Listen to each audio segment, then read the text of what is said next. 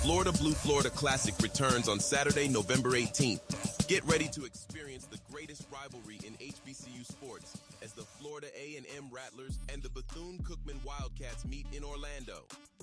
Don't miss out on the best bands in the land as the FAMU Marching 100 and the BCU Marching Wildcats show up and show out. Every play, every beat. Experience the Florida Blue Florida Classic. Get your tickets now at floridaclassic.org. The Florida Blue Florida Classic returns on Saturday, November 18th. Get ready to experience the greatest rivalry in HBCU sports as the Florida A&M Rattlers and the Bethune-Cookman Wildcats meet in Orlando. Don't miss out on the best bands in the land as the FAMU Marching 100 and the BCU Marching Wildcats show up and show out. Every play, every beat. Experience the Florida Blue Florida Classic. Get your tickets now at floridaclassic.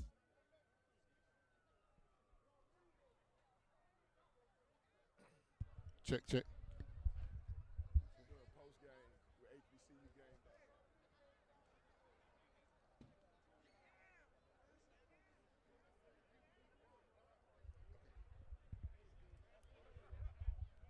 All right. All right, ready? Okay, don't worry about it. Just stop. Can you stop it from trying to stream? Just record it. I'll send it back from the hotel. It's not. It's recorded? Okay. HBCU Game Day here with my man Reggie Flood, an exciting 26-19 victory for the Rattlers. It was a weird game. It's always that when FAMU plays Southern. What was your take on the game? Hard-fought game. Typical FAMU Southern. It was a knockdown, drag-out game. And for Southern, you kind of like the season. It's a kind of a microcosm of the season. Playing well in spots, but then just at the end not being able to find a way, not being able to pull it out. Really, for starting with Southern, a lot of special teams issues that they've got to get cleaned up. The extra point on the first touchdown, as well as the block that came back for 2 points, that made a difference in the game. Definitely. Southern, and that's the thing, they hadn't really had a lot of special teams issues. Matter of fact, special teams have been a strong point for Southern. Mm-hmm. Then they come in this game and Josh misses an extra point, gets one blocked, and then a fumble on the punt that gives Florida A&M terrific field position. And all of a sudden you're not getting the complementary football that you need 3 phases of the game. Special teams let them down, and you saw that. That was really the difference in the game. And the Rattlers made some errors on themselves. The one drive with the trick play. One thing about a trick play, if it works, you're the smartest coach exactly. on the planet. But if it doesn't, and Musa was actually hitting his targets on that drive, and you kind of wonder if he had been allowed to actually continue to throw, what would have happened. So it was really a game. It was what it was supposed to be. It's always a battle when FAMU plays Southern. Coach Dooley's team, fans are fans. Yes. But in conference play, he's still 2-1. Yeah. And he's still in the driver's seat for the division. That's right. The Rattlers are pretty much in the driver's seat for the Eastern Division. So these teams could meet again. Exactly. They could meet again in the championship. Southern still, every goal that Southern has is still in front of them. With a Grambling loss tonight. Southern has everything in front of them. They can still make it to the championship. But for the fan base, it's not so much the losing, but for Southern's fan base, it's, fan bases like Southern, mm-hmm. Florida A&M, Jackson State, Grambling, fan bases tend to be a little bit more sophisticated. They may not know the X's and O's and the personnel groups, but what they do know, they know good football when they see it. Right. They know what good football is supposed to look like, and I think that's one of the issues with Southern. They don't consistently play good football, and the fan base is reacting to that. How that will affect Coach Dooley, probably not at all that much right now, but I think as Southern goes along, he's going to have to find a way to get this team better, to limit the mistakes, and not just from his players on the field, but to limit the mistakes from the coaching staff, because this is a team loss. All right, and Coach Simmons is going to join us, so we're going to send our assistant to go tell Josh to send Coach Simmons on. He has decided to join us. The SWAC, I haven't seen all the scores today, yes. but really both divisions are wide open. The Rattlers are starting to take control of the East, but the West is still the Wild West, as it always is. It always comes down to the end, and we've got to wait always till the last weekend most of the time to figure out the West. But who's in the lead this week won't be in the lead next week, and the following week, and so forth and so on. And think about this. Grambling lost today. Southern lost today. Southern still has Prairie View in front of them. They still play Texas Southern, and they still play Grambling. Right. So the West is still in front of Southern. If they can pull it together, get it together, they can still go to the championship game. With everything that they've been through, they can still go through the championship game. For the Rattlers, they started out slow, as they do. There is something about this Rattler team that just seems like it takes a half off. And then at some point it starts clicking. For this game, it was almost like they played the second quarter and the fourth quarter. Yes. It's just weird. I don't know what it is. Coach Simmons, it drives him crazy. But they were able to put enough together to get the win here. When you get a win on the road, you can be picky all you want. It's hard to win against any SWAC team. It was hard to get that win in Itabena last week for FAMU. It was hard. Yeah. I mean, so no matter what a team's record is, it is hard to get a win on the road against any team. So the Rattlers get out of here on ESPNU. And also, we got to talk about the band. Southern University Marching Band is rated the #1 band in the ESPN poll. And great gospel tribute tonight. We're used to seeing them do do what they do, turn up and all of that. But tonight it was a tribute to gospel, along with a gospel singer with them tonight, with one of my favorite songs. That was one of the one of those sisters. I have a favorite saying about, in particular, HBCU bands, but in particular SWAC bands. I always say the SWAC is to bands what the SEC is to football. Right. So if you're going to gauge bands in this country, around the country, and a lot of people say, oh, the best HBCU band. No, the best bands. Right. Then you have to come and start with the SWAC.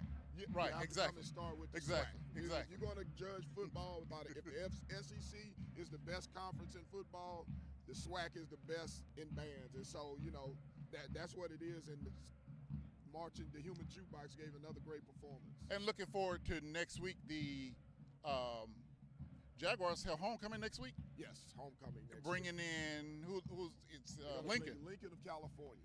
And I'm sure Coach Dooley will be gritting his teeth tonight, looking at what could have been, woulda, shoulda, coulda, and he'll be getting his team ready for homecoming because it's HBCU.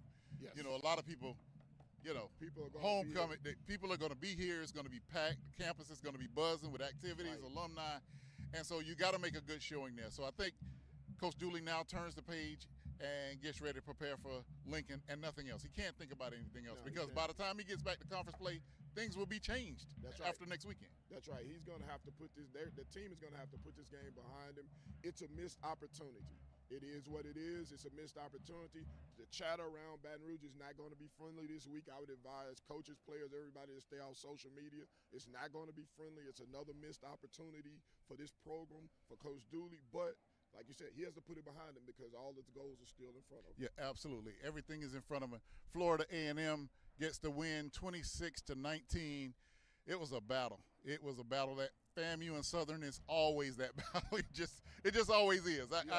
You go back in time, back to the old Atlanta Football Classic days. Back farther than that. Back farther than this game has always come down to the last minute, last possession, last gasp.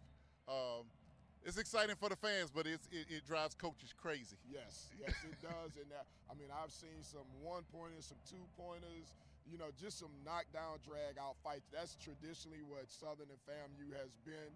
And this was just another one of those games that goes in the books. And unfortunately for Southern, it went in the books for FAMU again. So, they're going to have to figure it out. But, yeah, this rivalry should have never been stopped in the first place. Right, I'm glad absolutely. that everybody's in the conference now, so we play each other.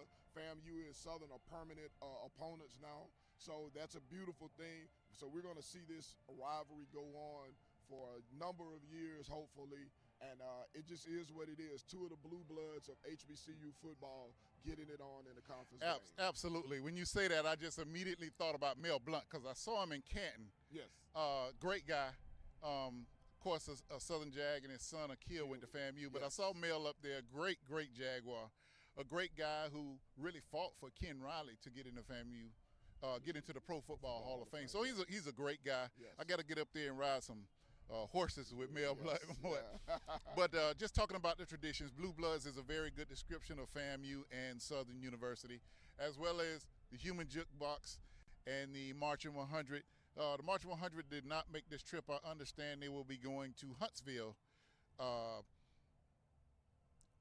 don't understand band travel, so I'm not going to delve into that. Only understand. Part of it is understanding the pettiness between. They got a whole different. Yeah, it's a whole. They got a whole different atmosphere right going there. on. Exactly, it's a whole different thing. Yeah, so, I don't know what to say about that one. But right here, AW Mumford Stadium, 26-19. The Rattlers get the win. Very important, crucial SWAC game day. Even though they're in different conferences, this does count as a SWAC game. Everybody looks at the Jaguars' record and say they didn't have a loss coming into here as a conference loss. Well, there are extra conference games that are scheduled, and it gets really confusing. But this was their first conference loss as far as counting. So just like we say, Jaguars still very, very much alive. The Rattlers, they got to clean up some things. They got great potential there, but for some reason they cannot put all the elements together, working together. The defense, lights out when they need it to be, and all season when they need it to be, they've been getting those crucial stops. But I'll tell you what, I think Coach Willie Simmons would say he'd rather an ugly loss, an ugly win than a pretty loss. Listen, so, that ride back to Tallahassee with a loss, yes. it becomes twice as long. Right, it's 6-7 hours. It'd be 14 hours. Victory than trying to tell everybody how great we played, how great they played in a loss. So I'm sure he'll deal with those issues. He'll look at it and say, look, guys, these are the things that we did wrong, but we were still The Florida Blue Florida Classic returns on Saturday, November 18th.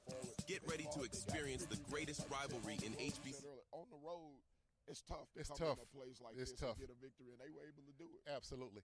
And also, we got to give a shout-out to Eddie George. Big win today for Tennessee State. They beat Kennesaw State 27-24, I think was the final score.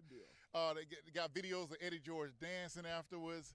So it looks like the Tennessee Tigers are trending in the correct direction. That's a FCS playoff team, caliber playoff team. They are getting ready to move up to FBS. Yes. So that is a big win in the HBCU realm to get that win against Kennesaw State. We can't say enough about what Eddie George has done to try to move that program back in a good direction. So live from AW Mumford Stadium, HBCU Game Day. I'm Vaughn Wilson. Reggie Floyd joined me. I met Reggie today. He was on the radio, and he was talking about the game today. I was like, man, I have to call that dude. And I called him, and we decided that we do this post-game together, and I want to thank you for helping us out at HBCU Game Day. Shouts out to my man, Tolly Carr, too. Yep, absolutely. Tolly, Steven, Wally, the whole crew. We got a crew. Stevie, They're all spread out all over the country trying to bring the best in HBCU. The Florida Blue Florida Classic returns on Saturday, November 18th. Get ready to experience the greatest rivalry in HBCU sports as the Florida A&M Rattlers and the Bethune-Cookman Wildcats meet in Orlando. Don't miss out on the best bands in the land as the FAMU Marching 100 and the BCU Marching Wildcats show up and show out. Every play, every beat. Experience the Florida Blue Florida Classic. Get your tickets now at floridaclassic.org.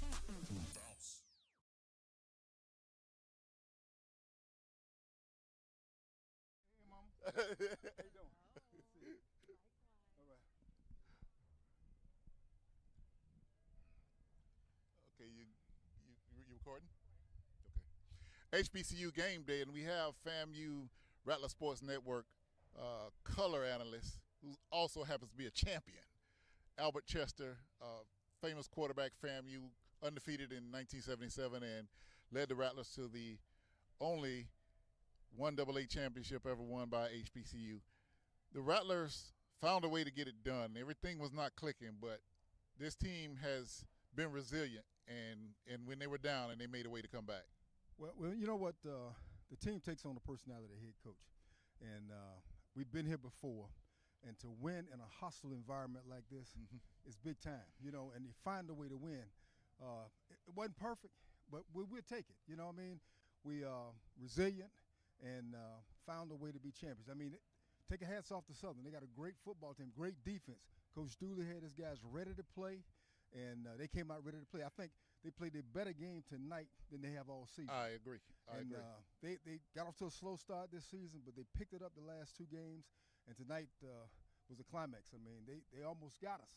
Well, the West is wide open. You could see FAMU and Southern playing again. I just talked about that. We could probably see these guys. We could see this game again. We'll be hosting them in Tallahassee. But tonight, you know, there was a lot of noise about Jeremy Musa last week. Coach Simmons stood up for him. And let me tell you, Jeremy Musa had a good night overall tonight. There were times where we had so many drops, but the ball was right in a lot of those guys' hands. Yeah, they had some drops. But I tell you what, Jeremy is a class act. I got a chance to talk to him en route here. We talked about a couple of things. 10 yards to get you a fresh set of downs. Take what they give you, and then take what you want. But take your time. Right. And I tell you what, the prognosticator said that this game was going to be a 8, 9, 10 game. You know, 10-6, 10-7. Yeah. Great defenses. Right. But Jeremy came out. He threw for 325 yards. Oh, I'm glad you told me the stats because I didn't see a stat sheet. So he had a good night, man. And well, he definitely could have had 400 yards if they'd have just held on to the ball because he was dropping it right on the money tonight. There's no qualms with me about Jeremy Musa's plays. Gritty. And when you needed him, he just drove the team down the field in his calm demeanor. Vaughn, there's no doubt. This guy is the leader of this football team. He is the quarterback for this football team. Wherever we go, it's going to be where he takes us. And tonight, I think you have slumps. I mean, I remember thinking back 45 years ago, actually 46 years ago. You know, we were 11-0 in 77, and then in 78 won the national championship. But we came out, we played Southern out here, had a horrible game, but we won. Had 2 quarters where it was horrible against Bethune-Cookman. Got down 17-0. We came back and won 27-17. That propelled us to the national championship. So it rolls like that sometimes, you know. It's just a matter of time before this team has a game where everything is clicking at the same time. Special team, very important, very good tonight. Those field goals and made extra points. Absolutely. The block, and with Kendall Bowler taking it back. I mean, those things are difference in the game. There are 3 phases to the game: offense, defense, and special teams. If you got all of them clicking, can't nobody beat you. A.W. Mumford Stadium, it was a typical FAMU Southern. It was all the tailgating going on. There was lots of noise. Southerns with their LED lights and all their displays, the human jukebox, a spirited crowd. This is one of the best rivalries in college football. No doubt about it, and probably one of the better games played today. But what a ball game, man. You can't ask for it any better. That would have been a long ride back to Tallahassee. I just said that. That is a on the other end of this thing, man. I tell you. Absolutely. But Coach Simmons, hats off to him. Hats off to Coach Dooley and his staff and the players. I mean, they played a tremendous ball game, and that's what it's all about. The Rattlers get a week off before they head to Houston, play Texas Southern.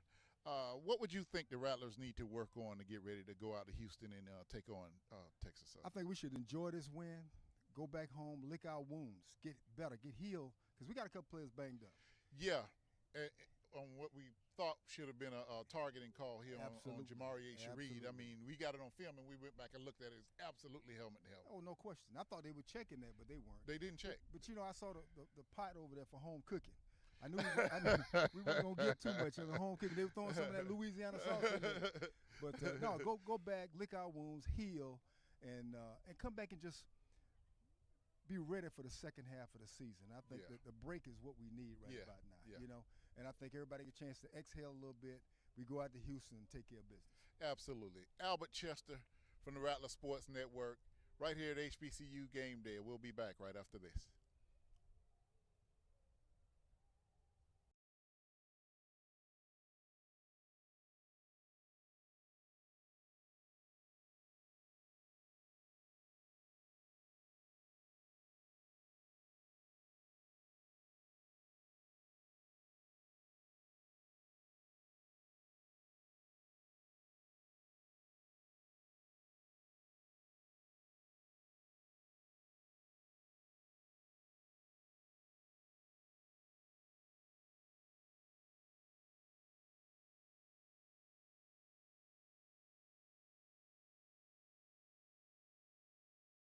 HBCU Gameday postgame 26-19. The Rattlers held off the Southern University Jaguars, and we are joined by head coach Willie Simmons. Coach, it's not easy to get a road win in the SWAC. We saw it last week and definitely saw it here. It doesn't matter what the records are or what people say about the rankings. It's tough to get a win on the road. Well, Mumford Stadium is always a tough place to play. I've been a part of the SWAC for a while now, and every time I come here, it's these type of games, and so you just got to continue to play hard, play through the whistle, and fight and compete like we tell our guys all the time. And, we didn't play great football at times, but we made the plays we needed to make when it mattered. And the guys showed real grit, real toughness, a lot of mental toughness today, and I'm extremely proud of them. Coach, you made a concerted effort this week to say that Musa was our guy, and he showed it today as well. He showed it today probably as much as he's shown it all season. He was on. We had several drop passes where he put it right where it needed to be, some near misses and that sort of thing. But Jeremy Musa played a very solid game when he needed to play it today. Yeah, I wasn't concerned about Musa at all. I knew he'd come out here and play a big game and make the plays he needed to make. And we got to do a better job out wide, like you said, of helping him. We had more drops tonight than we probably had all season combined. And that's what I was telling our fans during the week. He came out, he competed. We didn't help him at times. Had more drops this year than we probably had all season. But he stood in there tall, he made the plays he needed to make there late, big time throw on the touchdown from Amari. And again, put him in the game, it gives us a much better chance to be successful. So we got to run it better. We're still not figuring out ways to effectively run the football. We spend a lot of time on that in my week, but Moose was the one guy I wasn't worried about today. Coach, the Dark Cloud defense continue to fly around, and I mean, when you need them, they got the stops when they were needed. They did. We gave up one early on the deep ball. They hit us early with a couple things, but I thought our defensive staff did a great job of adjusting and really stuffed them in the run game in the second half. And those guys continue to play at a high level, and it's great. The old saying, defense wins championships. We're going to need those guys to continue to play well and keep on this championship push. But all in all, it was a great team win across the board. The offense, defense, special teams. That's what hard-fought games are made of. And let's talk about the third phase. The special teams really showed up. The importance of special teams in the deficiencies that Southern had showed the importance of the efficiency that the Rattlers had today. No question. Had a big turnover on the punt. Cameron kicked the ball extremely well. That was down 3. On the plus side of the field, you make that decision to kick the field goal, and he knocked it right through with no problem. So again, the guys did a great job. Trey averaged over 45 yards a punt today. Hit the ball well. Mike Smith had some good kickoffs, and so again, all in all, just great coverage. Got to work on the return phase a little bit, but again, I thought across the board, offense, defense, special teams wasn't a complete game, but did enough to win against a really good Southern football team. Well, Coach, might be a little bad news to say this, but you really could face this Southern team again. The West is wild every year. I mean, you just don't know. The standings this week will be changed next week and the week after that. Southern has a good team, and you very well could face the Jaguars again. If that were the case, what would your mindset be about facing this team again? Right now, I'm excited to celebrate with our team after the big win. Right now we're going to focus on this bye week we got coming up, and we'll get ready to head down to Houston to Texas Southern. So they're a good team. After the game, after checking up with Coach Dooley and a lot of those guys, I told them, good team, keep working, and we take care of business. We'll probably see those guys again. All right, head coach Willie Simmons, he's got to get back over the Louisiana, Mississippi, Alabama, and Florida lines to get back home. Safe travels to you, Coach. HBCU Gameday live from AEW Mumford Stadium, where the Rattlers get out of town with a 26-19 hard-fought, which FAMU and Southern is always hard-fought in the history. But for HBCU Gameday, that concludes our live right here from Mumford Stadium.